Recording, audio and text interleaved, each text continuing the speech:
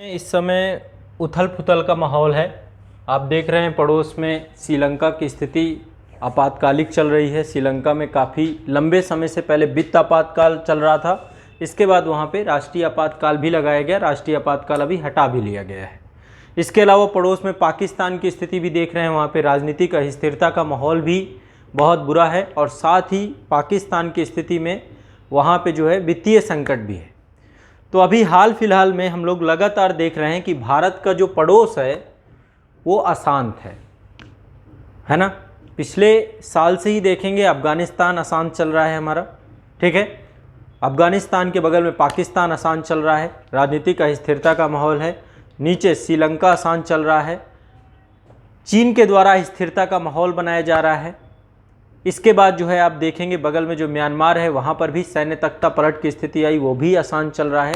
तो इस समय हमारा जो पड़ोस है वो अशांत है और अभी इस समय श्रीलंका में वित्तीय आपातकाल की स्थिति है। वहाँ पे लोग जो है सड़कों में उतर आए हैं। देश में जो शासन सत्ता है उसके खिलाफ लगातार आंदोलन चल रहे हैं। तो आज जो है हम समझने का प्रयास करेंगे कि श्रीलंका की ये स्थिति हुई कैसे, क्या कारण रहे और अभी हाल फिलहाल का घटनाक्रम क्या रहा। इसके पहले मैंने आपको इस टॉपिक को बहुत अच्छे से समझाया था। तो देखिए वर्तमान में श्रीलंका जो है भुगतान संतुलन की समस्या से, गंभीर समस्या से गुजर रहा है और उसकी जो अर्थव्यवस्था है, श्रीलंका की जो इकोनॉमी है, लगातार दिन प्रतिदिन जो है अपने स्तर में प्रतिदिन जो है उसमें गिरावट दर्ज हो रही है। और ये आज से नहीं है, एक लंबे समय से है और इसके पीछे काफ़ी लंबे कारण भी है। ऐसा नहीं कि तुरंत हो गया। कोविड तो चलिए 2 साल की घटना है, कोविड के पहले ही स्थिति असामान्य हो गई थी और इसी कारण से श्रीलंका लगातार विदेशी कर्जे में डूबता चला गया, ठीक है। तो क्या कारण रहा कि श्रीलंका लगातार विदेशी कर्जे में ही नहीं डूबता गया बल्कि विभिन्न प्रकार की समस्याओं से, गंभीर समस्याओं से जो है लगातार क्या स्थिति परिस्थिति बनी, इसको समझने का प्रयास करेंगे आज के सेशन में। तो देखिए श्रीलंका में आपातकाल की स्थिति है। अभी मैं आपको थोड़ा सा एक ग्राफ दिखाता हूं यहाँ पर, ये कल का ही डेटा मैंने लिया है। इस समय श्रीलंका का जो मुद्रा है, श्रीलंका की मुद्रा की स्थिति ये हो चुकी है कि एक श्रीलंकन रुपी जो है 315, $1 जो है 315 श्रीलंकन रुपये के बराबर है। इस तरीके से उसकी मुद्रा का अवमूल्यन हो रहा है बहुत तेजी से, ठीक है। महंगाई का स्तर बहुत ज़्यादा बढ़ चुका है, लगभग 15 से 20% महंगाई जो है वहाँ पे लगातार बढ़ रही है। लोगों को खाद्यान्न संकट से गुजरना पड़ रहा है। अब इसके पीछे देखो कई कारण हैं, ठीक है, कई कारण हैं। सबसे ज़्यादा बड़ा कारण ये है कि वहाँ पे सरकारों के द्वारा जो आर्थिक कुप्रबंधन किया गया।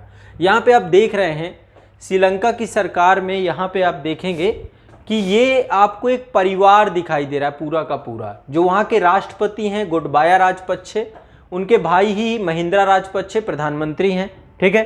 इसके बाद एक परिवारवाद, वंशवाद यहाँ पे, और निश्चित तौर पे जब कभी ऐसी स्थिति आती है तो अनियमितता का माहौल तो होता है।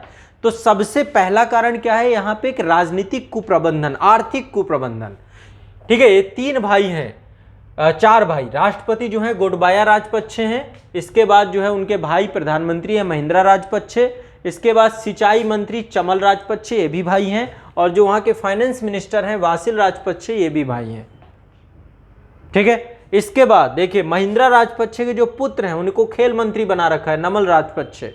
उसके बाद चमल राजपक्षे के जो पुत्र हैं, इसके पुत्र जो हैं शिशेंद्र राजपक्षे, जिसको जूनियर मिनिस्टर बना रखा है, और संसदीय समिति के सदस्य के तौर पे चमल राजपक्षे के दूसरे बेटे निपुणा राणा वका। तो इस तरीके से राजपक्षे परिवार जो है श्रीलंका की सरकार को चला रहा है, जिस कारण से श्रीलंका में व्यापक आर्थिक कुप्रबंधन देखने को मिला। एक कारण तो ये है। इस कारण से देखिए अभी जो वर्तमान में स्थिति बनी हुई है कि महंगाई दर अभी 15% से ज़्यादा हो चुकी है। 15%, 17.5% तक महंगाई जा चुकी है और अभी वहाँ के जो सेंट्रल बैंक के द्वारा लगभग 700 बेस रेट का जो है वहाँ पे जो होता है, जैसे मैंने आप लोगों को बताया है कि इकोनॉमी में यदि महंगाई बहुत ज़्यादा बढ़ जाती है तो फिर आरबीआई हमारी क्या करेगी, ब्याज दरों को बढ़ा दिया जाएगा, है ना, ताकि ऋण लेना बड़ा कठिन हो जाए, पैसे को अपने पास खींचने का प्रयास किया जाएगा। टाइट मनी पॉलिसी से बोलते हैं, है ना। तो अभी 700 बेस रेट जो है वहाँ पे क्या किया है, जो है ब्याज दर भी बढ़ा दी गई है, जिस कारण से अब देखिए वहाँ पे जनता वैसे भी परेशान है। अब सरकार के द्वारा जो एक इस तरीके के डिसीजंस लिए जा रहे हैं वो डिसीजन और भी ज़्यादा कठिन होते जा रहे हैं। तो श्रीलंका में इस समय आदर्श जुड़वा घाटे वाली अर्थव्यवस्था चल रही है। जुड़वा घाटा मतलब एक तरफ राजकोषीय घाटा भी है, क्योंकि इतना कर्ज ले रखा है श्रीलंका ने और उस कर्ज को वापस करना, उसकी ब्याज देना एक बहुत बड़ी चुनौती बन चुकी है श्रीलंकन गवर्नमेंट के लिए। और दूसरा, राजस्व घाटा भी बहुत तेज़ी से बढ़ा है श्रीलंका में। ये दोनों चीज़ें हुई हैं, राजस्व घाटा भी बढ़ा है। अब देखो कई कारण हैं। पहली बात, श्रीलंका में काफ़ी लंबे समय से गृह युद्ध की स्थिति रही है और 2009 में गृह युद्ध समाप्त हुआ है। एक संगठन का नाम आप लोगों ने सुना होगा, लिबरेशन टाइगर्स तमिल ईलम, है ना, लिट्टे इसको बोलते हैं। 2009 में जो है श्रीलंका के सेना के द्वारा जो है इसको हरा दिया गया और तब से जो है कहीं ना कहीं पे गृह युद्ध समाप्त हुआ। लेकिन उस गृह युद्ध में भी बहुत पैसा खर्च हुआ, श्रीलंका की अर्थव्यवस्था निश्चित तौर पे तहस नहस हुई। ठीक है, तो 2008 में बड़े स्तर पे वैश्विक वित्तीय संकट हुआ था और उस वैश्विक वित्तीय संकट में 2008 में जब वैश्विक वित्तीय संकट हुआ था तो उससे भी श्रीलंका की विदेशी मुद्रा भंडार लगभग खत्म हो गई थी और इस कारण से 2009 में श्रीलंका के द्वारा 2.6 बिलियन डॉलर का ऋण लिया गया था। आईएमएफ से लिया था उसने, ठीक है, आईएमएफ से लिया था। चीन से तो बहुत सारा लिया, चीन ने भी बहुत ऋण दिया है। ठीक है, तो एक तो आईएमएफ से ऋण उसने लिया था 2.6 बिलियन डॉलर का। ठीक है, इसके बाद जो है 2016 में फिर उसने आईएमएफ से ऋण लिया 1.5 बिलियन डॉलर का। तो एक तरीके से लगातार जो है अपने देश के आर्थिक सुधार की दिशा में जो है ऋण लिया गया और आईएमएफ के द्वारा बहुत सारी शर्तें ला दी गई इसके ऊपर और उन शर्तों को वो पूरा नहीं कर पाया, जिस कारण से जो है बाद में क्योंकि कोविड-19 जैसी स्थिति आ गई तो श्रीलंका की स्थिति बद से बदतर होती गई। इसके बाद क्या हुआ, जब ये सरकार आई गोटबाया राजपक्षे की, तो इनके द्वारा प्रॉमिस किया गया कि हम क्या करेंगे, करों को कम करने का प्रयास करेंगे, करों को कम करेंगे। ठीक है, अच्छी चीज़ होती है जनता के लिए सारी चीज़ें, लेकिन उससे क्या हुआ, टैक्स रेवेन्यू बहुत तेज़ी से घट गया, सरकार के व्यय ज़्यादा हैं, आय कम हो गई और इस कारण से राजस्व घाटा बहुत तेज़ी से बढ़ता चला गया। इसके अलावा कोविड-19, जैसा कि मैंने आपको बताया कि कोरोना महामारी के दुष्परिणाम विश्व के विभिन्न देशों में देखने को मिल रहे हैं। तो कोविड-19 के कारण से चूंकि यहाँ की जो सबसे बड़ा सोर्स ऑफ रेवेन्यू था वो था टूरिज्म, पर्यटन, और पर्यटन का पूरी तरीके से पर्यटन ठप हो गया कोविड-19 के कारण से। ठीक है, तो पर्यटन ठप हो गया और पर्यटन ठप होने के कारण से और भी बहुत सारी चीज़ें हैं, केवल ये नहीं है। कोलंबो में आपको पता हो 2019 में बड़े स्तर पर गिरजाघर जितने थे, गिरजाघरों में अप्रैल 2019 में ईस्टर बम धमाके हुए थे। ठीक है, और जब ईस्टर बम धमाके हुए थे तो लगभग उससे 253 लोग जो है क्या हो गए थे, हताहत हो गए थे, 253 लोग मारे गए थे। एक तरीके से कम्युनल बैलेंस था, सांप्रदायिक हिंसा थी। इसके कारण से आने वाले जो पर्यटक थे उनमें भी अविश्वास का वातावरण विकसित हुआ। देश के अंदर यदि शांति व्यवस्था और कानून व्यवस्था अच्छी नहीं होगी तो निश्चित तौर पर क्या होगा, बाहर से आने वाले पर्यटक क्या होंगे, है ना, वो भी हतोत्साहित होंगे। तो पर्यटकों की संख्या बहुत तेजी से गिरने लगी 2019 के बाद और कोविड-19 आ गया तो ठप पड़ गया पूरा का पूरा कार्य। और जब ठप पड़ गया उसके कारण से फॉरेक्स रिजर्व लगातार इनका घटता चला गया। 2019 में फॉरेक्स रिजर्व 7.6 बिलियन डॉलर था, 2020 में 5.7 बिलियन डॉलर था, वो 2021 में 1.6 बिलियन डॉलर, अभी जो है 2.3 बिलियन डॉलर के आसपास है। श्रीलंका की स्थिति यह है कि डीजल खत्म हो गया है, वहाँ पे 6 दिनों के आसपास कुछ डीजल बचा हुआ है, डीजल खरीदने के लिए पैसा नहीं है। इस कारण से जो ऊर्जा वहाँ पे बनाई जाती है, तापीय ऊर्जा, या वो भी बंद हो गया। लगभग 15 घंटे तक अब लाइट नहीं आ रही, तो लाइट की समस्या बढ़ गई बहुत तेजी से, विद्युत आपूर्ति खत्म हो गई। ठीक है, तो अब विभिन्न प्रकार की समस्याओं से लोग जो है गुजर रहे हैं। महंगाई इतनी ज़्यादा हो चुकी है, मैंने आपको बताया था कि आलू लगभग 300-400 रुपये किलो का हो चुका है वहाँ पे। ठीक है, इसके बाद जो है दूध के पैकेट जो है 100-100 ग्राम के दूध के पैकेट में लोग जो है अपना किसी तरीके से, क्योंकि 1 लीटर दूध इतना महंगा है कि लोग उसे खरीद नहीं सकते हैं। ठीक है, तो इतनी महंगाई हो चुकी है कि लोगों का जीवन दुर्भर हो चुका है। अब ऐसे में आरबीआई के द्वारा वहाँ पे क्या किया जा रहा है, टैक्स जो है बढ़ाया जा रहा है। इसके अलावा और क्या क्या चीज़ें हैं, लगातार आर्थिक स्थिति इतनी बुरी होने के कारण से इसकी क्रेडिट रेटिंग गिरती जा रही है। क्रेडिट रेटिंग गिरती जा रही, कोई भी विदेशी निवेशक आना नहीं चाहता है। कौन रिस्क लेगा, कौन अपना पैसा फंसाएगा। ठीक है, तो क्रेडिट रेटिंग के कारण से ऋण भी नहीं मिल पा रहा है इसको, ठीक है, कोई ऋण भी देने को तैयार नहीं है। इस कारण से अंतरराष्ट्रीय पूंजी बाजारों से भी इसको बाहर कर दिया गया है। जहां से एक तरीके से है कि विदेशी निवेश मिल सकता है, तो अंतरराष्ट्रीय पूंजी बाजारों से भी इसको बाहर कर दिया गया है। 2019 में गोटबाया राजपक्षे जो हैं वहाँ के जो राष्ट्रपति, इनकी सरकार बनी थी। और जब इनकी सरकार बनी तो सरकार बनने के बाद इन्होंने बड़े बड़े वादे किए अपने चुनावी अभियानों में, जैसा कि राजनेता करते हैं कि अपने चुनावी अभियानों में उन्होंने कहा कि हम कर दरें बहुत निम्न कर देंगे, किसानों को व्यापक रियायतें देंगे, और इस कारण से जो है अविवेकपूर्ण वादे कर दिए इन्होंने। और उनकी पूर्ति करने पर उनको जैसे टैक्स बहुत ये सब चीज़ें, तो इससे कहीं ना कहीं पे इससे समस्याएं लगातार बढ़ती चली गई। 2020 में कोविड-19 की समस्या, और कोविड-19 की समस्या के कारण से भी बहुत सारी चीज़ें जो है बिगड़ती चली गई। इसके बाद जो है चाय का उत्पादन जो यहाँ पे सबसे ज़्यादा है, ये भी है। एक डिसीजन जो सबसे भारी पड़ा वो ये था कि 2021 में सभी प्रकार के रासायनिक उर्वरकों पर प्रतिबंध लगा दिया गया। ये 2021 का अपडेट था। तो 2021 में सरकार के द्वारा सभी प्रकार के रासायनिक उर्वरकों के आयातों पर पूर्ण प्रतिबंध लगा दिया गया, जबकि चरणबद्ध तरीके से होना चाहिए। भारत में भी एग्जाम्पल के तौर पे देखिए तो हमारे पास सिक्किम है। सिक्किम में भी ऐसा नहीं है, देखो जैविक खेती करने से शुरुआती दौरान में तो ऐसा होता है कि उत्पादन थोड़ा सा कम होता है, लेकिन रैपिडली फिर बाद में उसी स्थिति में आ जाता है। लेकिन इसके लिए तैयारी बहुत प्लान तरीके से होनी चाहिए। ये बहुत अच्छी चीज़ है। जैविक खेती से आपके स्वास्थ्य और विभिन्न चीज़ों को लेकर के आपके कहीं ना कहीं पे अभी जो उर्वरक के तौर पे हम चीज़ें खाते हैं उससे तो बढ़िया ही है ये हेल्थ के लिए, स्वास्थ्य के लिए। लेकिन यदि सरकारें इसको चरणबद्ध तरीके से लागू नहीं करेंगी तो निश्चित तौर पर देश का खाद्यान्न संकट जैसी स्थिति उत्पन्न होगी। और यही श्रीलंका में देखने को मिला। रातों रात जैविक खेती को बढ़ावा दिया गया। जैविक खेती के बढ़ावे के कारण से खाद्य उत्पादन गंभीर तौर पे जो है प्रभावित हो गया। और श्रीलंका में जो बढ़ती हुई खाद्य कीमतें हैं, अब चूंकि उत्पादन कम होगा तो निश्चित तौर पे खाद्य की कीमतें बढ़ जाएंगी। मुद्रा का लगातार मूल्य ह्रास हो रहा है। हाँ, अच्छा, ठीक है, मुद्रा का लगातार जो है मूल्य ह्रास होगा और तेजी से जो है विदेशी जो आपका विदेशी पूंजी है, विदेशी कर्ज है, वो लगातार आपका बढ़ता चला जाएगा।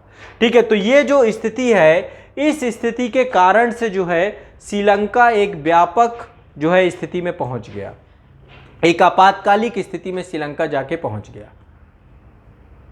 ठीक है, तो ये कुछ प्रमुख कारण थे और ये कारण अभी इतने जटिल हो चुके हैं कि अब विश्व के कई सारे देश हैं, प्लानिंग बन रही कि अब किस तरीके से श्रीलंका को, जिसमें भारत एक प्रमुख देश के तौर पे है क्योंकि ये हमारा पड़ोस है, हमें अपने पड़ोस को, देखिए श्रीलंका और भारत के बीच में बहुत सारे द्विपक्षीय विवाद भी हैं, है ना।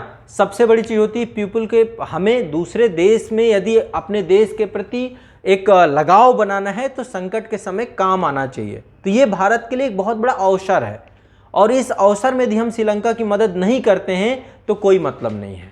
श्रीलंका के में जो आपदा है भारत उसे अवसर के तौर पे देख सकता है और ये तनावपूर्ण संबंध इस समय हम किसी भी तरीके से ऐसा नहीं हो सकता कि हम इसको इग्नोर कर सकते हैं, नेग्लेक्ट कर सकते हैं। और भारत ने व्यापक उत्तरदायित्व उठाते हुए निश्चित तौर पे जो है श्रीलंका की मदद करने में आगे आकर के काम किया है। ठीक है, तो भारत को अब यहाँ पर सबसे बड़ा रोल अदा करना है क्योंकि आप समझ रहे हैं चीन के द्वारा जिस तरीके से हम्बनटोटा बंदरगाह, ठीक है, ये चीज़ें मैंने आपको पहले बताई थी कि श्रीलंका का जो हम्बनटोटा बंदरगाह था, श्रीलंका के हम्बनटोटा बंदरगाह को जो है किसके द्वारा ले लिया गया था, ठीक है, चीन के द्वारा जो है उसको लीज में ले लिया गया है 99 साल के। और चीन के साथ श्रीलंका की स्थिति बहुत भयावह है। ये आपको एक डेटा मैंने आपको बताया था कि लगभग जो है चीन से श्रीलंका जो आयात करता है, आयात कितना है 28 करोड़ का और निर्यात कितना करता है 4 अरब डॉलर का। तो यहाँ पे माफ करिएगा, यहाँ पे ये अरब है, ठीक है, करोड़ नहीं है। तो 28 अरब डॉलर का जो है आयात करता है और निर्यात करता है 4 अरब डॉलर का। तो इस कारण से स्थिति बहुत भयावह है। भयावह मतलब आप देख सकते हैं व्यापार संतुलन पूरी तरीके से चाइना के पक्ष में है।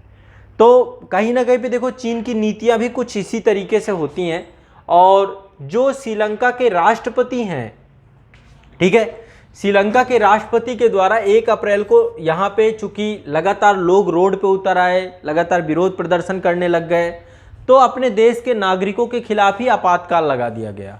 अब जबकि आपातकाल लगाना इस परिस्थिति में जब आपके देश के नागरिक ही हों, वही परेशान हो, आप उनकी आवाज़ दबाने के लिए लग जाओ, तो निश्चित तौर पे स्थिति बहुत भयावह हो जाती है। ठीक है, अब आप यहाँ पे देखिए, एक ग्राफ मैं आपको दिखा रहा हूँ। यहाँ पे एक ग्राफ देख रहे हैं आप। इस ग्राफ में आप देख सकते हैं कि जो फॉरेक्स रिजर्व है विश्व के जितने भी देश हैं, ठीक है, उनका फॉरेक्स रिजर्व में जो है श्रीलंका का फॉरेक्स रिजर्व -79% कम हुआ है। ठीक है, अन्य देशों का है, लेकिन श्रीलंका ही एकमात्र देश है जो भारत के पड़ोस में है और माइनस में चला गया है। बाकी सभी के पास फॉरेक्स रिजर्व की स्थिति ये है। ठीक है, जो आप देख रहे हैं, बांग्लादेश 41% प्लस में है, भारत 39% प्लस, ठीक है, भूटान 35%, क्योंकि सब ने जो अपनी अर्थव्यवस्था को किसी न किसी रूप में जो है बना के रखा है। और ये जो है इतना ऋण हो चुका है, इतनी सारी समस्याएं हैं, जो फॉरेक्स रिजर्व के सोर्सेज हैं वो सारे खत्म हो चुके हैं। तो इस कारण से श्रीलंका की अर्थव्यवस्था पूरी तरीके से कोलैप्स होने के, ठीक है, कगार पे आके खड़ी हो गई है। तो यहाँ पे जो है सरकार के द्वारा आनन फानन में आपातकाल लगा दिया गया। पुलिस के द्वारा जो है लगातार दमनात्मक तरीके से वहाँ के लोगों के खिलाफ जो है रवैया अपनाया गया, लेकिन उसका विरोध और तीव्र हो गया, बहुत उग्र हो गया। राष्ट्रपति के घर के बाहर उग्र प्रदर्शन होने चालू हो गए। इसके बाद 5 अप्रैल को शायद रात को जो है आपातकाल हटा लिया गया है वहाँ से, जो राष्ट्रीय आपातकाल था। अभी वित्तीय आपातकाल लगा ही है, और उसी के एवज में जो है आरबीआई के द्वारा वहाँ पे लगातार क्या किया जा रहा है, प्रयास किया जा रहा है कि, ठीक है, तो ये एक जो है श्रीलंका की मौजूदा स्थिति है। अब बात करते हैं कि श्रीलंका की इस मौजूदा स्थिति से उबरने के लिए हमें क्या प्रयास करने होंगे, भारत का यहाँ पे क्या रोल है, भारत किस तरीके से इसको ले सकता है। तो देखिए, भारत के द्वारा फरवरी में, सबसे पहली बात, फरवरी में $500 मिलियन की क्रेडिट लाइन दी गई है। क्रेडिट लाइन का मतलब यह है कि भारत के द्वारा 500 मिलियन का कर्ज दिया गया है। ठीक है, ये भी एक प्रकार का कर्ज होता है। लाइन ऑफ क्रेडिट में जो भी पैसा दिया जाता है, ये भी एक प्रकार का सॉफ्ट लोन होता है, जो किसी देश के सरकार को दिया जाता है और रियायती ब्याज दरों पर दिया जाता है। जैसे आप देखते हैं ना, क्रेडिट कार्ड अवेलेबल कराते हैं बैंक, है ना। क्रेडिट कार्ड में क्या है, आपको एक जो है लिमिट दे दी जाती है और उस लिमिट को आप खर्च करते हैं और फिर इसके बाद आपको उस पैसे को वापस करना होता है। तो लाइन ऑफ क्रेडिट में भी जो पैसा दिया जाता है वो वापस करना पड़ता है, बट रियायती ब्याज दरों के तहत होता है और बहुत ज़्यादा इसमें शर्तें नहीं होती हैं। ठीक है, तो 500 मिलियन का लाइन ऑफ क्रेडिट दिया गया है। साथ ही सरकार के द्वारा 1,50,000 टन से अधिक जेट विमानन ईंधन दिया गया है, डीजल दिया गया है, पेट्रोल दिया गया है। ठीक, इसके बाद भोजन, दवा, आवश्यक वस्तुओं के साथ साथ $1 बिलियन लाइन ऑफ क्रेडिट देने की बात भी की गई है। इसके अलावा 400 मिलियन का करेंसी स्वैप करने की बात की गई है, और साथ में श्रीलंका से बहुत सारा पैसा भारत को चाहिए अभी। ठीक है, क्योंकि भारत ने पहले भी ऋण दे रखा था, तो उस पैसे को अभी सरकार ने टाल दिया है कि पहले आप जो है अपने देश की वित्तीय समस्याओं को सुलझाइए। तो सरकार के द्वारा लगातार इसको लेकर के काम किया जा रहा है। अब देखो, ये जरूरी क्यों है। यदि भारत श्रीलंका के साथ अपने संबंध बेहतर करना चाहता है, अपने पड़ोस को कॉन्फिडेंस में लेना चाहता है, तो ये सबसे अच्छा समय है। और इस समय यदि भारत सामने आ जाएगा तो सबसे पहली चीज़ है, क्योंकि सबसे बड़ी दिक्कत क्या है, यदि श्रीलंका में किसी भी तरीके की अराजकता होगी तो वहाँ से पलायन होगा तो कहाँ होगा, भारत में होगा, है ना। और पहले भी हम लगातार झेल चुके हैं। श्रीलंका में पहले भी बहुत सारे अवैध शरणार्थी आए थे जब वहाँ पे गृह युद्ध चल रहा था, और अभी जब से वित्तीय आपातकाल लगा है, लगभग 16 से अधिक जो लोग हैं अभी भारतीय सीमा में आ रहे हैं। और ये जो है कहीं ना कहीं पे यदि ये लंबे समय तक बना रहा तो सब भारत की ओर भागेंगे। इसलिए भारत का इंटरनल सिक्योरिटी, जो आंतरिक सुरक्षा की समस्या है, ये बहुत प्रभावित हो जाएगी। ठीक है, 1983 में तमिल विरोधी नरसंहार हुए थे श्रीलंका में, और उसके बाद से 3 लाख से अधिक शरणार्थी भारत में आ चुके हैं ऑलरेडी। तो अब हम नहीं चाहेंगे कि लाखों की संख्या में लोग फिर भारत में आना चालू हो जाएं। तो इसलिए हमें श्रीलंका में ही इस समस्या का समाधान उस देश के अंदर ही निकालने के लिए भारत को आगे आकर के करना चाहिए। तो पहली चीज़ तो ये। दूसरा, विभिन्न मुद्दों पर जो हमारे बहुत सारे द्विपक्षीय विवाद हैं उनको हम सुलझा सकते हैं। चाहे मछुआरों की समस्या की बात हो, एक कच्चा द्वीप है उसमें विवाद चल रहा है, तो जो द्वीपीय बहुत सारे द्वीप हैं उनको लेकर के जो विवाद है, मछुआरों की समस्या के विवाद है, मत्स्य क्षेत्र को लेकर के विवाद है, इस टाइम पीरियड पे हम श्रीलंकन सरकार के साथ ये नेगोशिएट कर सकते हैं कि आप जो है इन प्रॉब्लम का सल्यूशन करें और हम आपकी मदद करने को पूरी तरीके से तैयार हैं। तो भारत को आगे आना पड़ेगा, क्योंकि नहीं तो इसमें चीन यदि इंटर कर गया तो निश्चित तौर पे स्थिति बहुत भयावह श्रीलंका के लिए वैसे भी थी, आगे और बेहतर भयावह होती चली जाएगी। और यदि चीन इंटर कर गया तो फिर अभी हम्मन टोटा ही नहीं गया, बल्कि वो अभी विभिन्न क्षेत्र और कैप्चर करता चले जाएगा, अपना नेवल बेस बनाएगा और भारत की आंतरिक सुरक्षा के लिए बहुत कठिन ये विषय वस्तु बन सकता है। ठीक है, तो भारत के लिए बहुत अविवेकपूर्ण होगा कि वो चीन को श्रीलंका में अपना अधिग्रहण बढ़ाने का मौका दे। इसलिए भारत वित्तीय मदद में आगे बढ़कर के आया है और वो लगातार प्रयास कर रहा है कि वहाँ पे नीतिगत सलाह कैसी दी जाए, कैसे फिर से रीस्टैब्लिश्ड किया जाए, कैसे वहाँ पे जो उद्यमी हैं उनको निवेश की पेशकश की जाए, वहाँ पे कैसे इन्वेस्टमेंट डेवलप किया जाए और कैसे वहाँ पे व्यवसायों की आपूर्ति श्रृंखला का निर्माण किया जाए, वहाँ पे कैसे चाय के निर्यात को प्रोत्साहित किया जाए, कैसे सूचना प्रौद्योगिकी इंफॉर्मेशन टेक्नोलॉजी के एक्सपोर्ट को जो है प्रोत्साहित किया जाए। तो श्रीलंका की अर्थव्यवस्था के साथ भारत की अर्थव्यवस्था जुड़ करके संयुक्त होकर के प्रयास करके आगे बढ़ना चालू कर दे। तो हमारे पड़ोस में चूंकि प्रथम पड़ोस की हमारी विदेश नीति की सबसे बड़ी प्रायोरिटी है, उस प्रायोरिटी को भी पूरा करने के लिए भारत को चाहिए कि भारत आगे आकर के श्रीलंका की मदद करे। ठीक है, तो श्रीलंका की मदद के लिए भारत लगातार प्रयासरत है और इसके लिए सरकार जो है लगातार जो है इनको पैसे दे रही है। ठीक है, तो ये जो है मुख्य डेवलपमेंट हैं अभी हाल फिलहाल में।